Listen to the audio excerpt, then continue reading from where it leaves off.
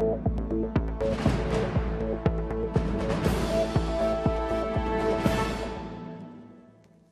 they said they would, and they have. Senate crossbenchers have begun having chats with ministers today to find common ground on this year's budget measures and those still in dispute from last year.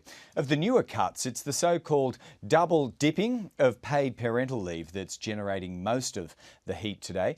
Labor's taking a stronger position, not only against the decision to strip back taxpayer funds to 80,000 women who also get paid leave from their employer, but it's also unhappy with the language ministers have used. Rorting and fraud are out, and there's even a suggestion that ministers are pulling back on the use of the words double dipping. The Minister for Social Services never called anyone on paid parental leave a rorter.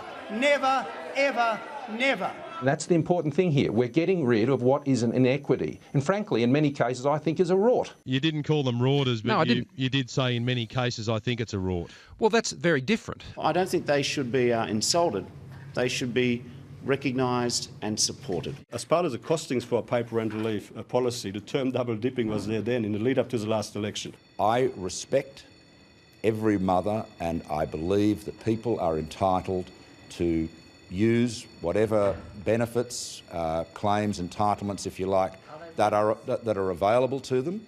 But the reality is we live in a world of scarce resources. In this vale of tears, as Tony Abbott often describes the world, we have to be real. We have to accept that we can't spend as much money on everything as we would like. If you have access to a more generous paid parental leave arrangement, then we don't think it is fair to all of the women across Australia who have only got access to one scheme for the taxpayer to be required to pay for access to a second scheme. That is a very basic proposition, and from our point of view, it is a fairness measure in the system.